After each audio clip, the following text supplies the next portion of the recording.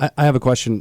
Obviously, you know about Jonathan Modell, Commissioner of Political Practices, ruling against you and your husband. Yes. Can you explain what happened there? You were a treasurer before, according to the ruling that I read, and he found that during that time when your husband was running for office, that you got an ad in the Star, the Bitterroot Star, and never paid for it.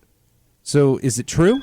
What was going on there? What's the ruling about? Here's the actual story, and this is one of the worst injustices that my lawyer and I have seen demonstrated in this entire piece.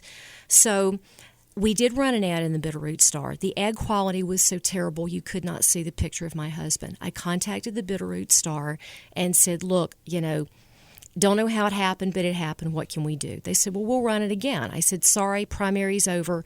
No longer have a need. So the lady that I spoke with indicated to me, she said, well, we'll just do a credit. I said, well, would you do a credit invoice, or how would you normally do that, and how do I report that on my campaign form? So she indicated to me that I would simply put it as an in-kind. On the actual form, I even wrote on there that it was a credit for an advertisement.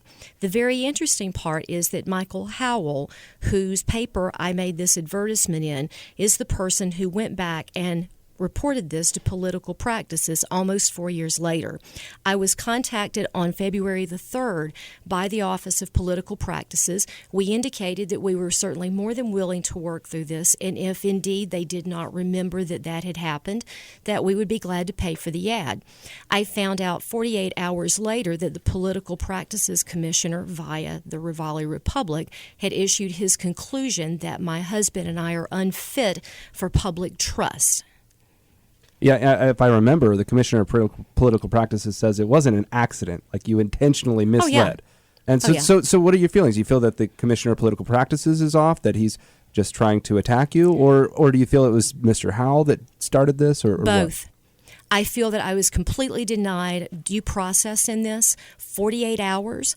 I have an email that I sent to the young lady that I spoke with in the office after our phone call, indicating that to her that we were more than cooperative, and if we needed to make that payment, did we pay it to her? Would we pay it to Mr. Howell? Would he send an invoice?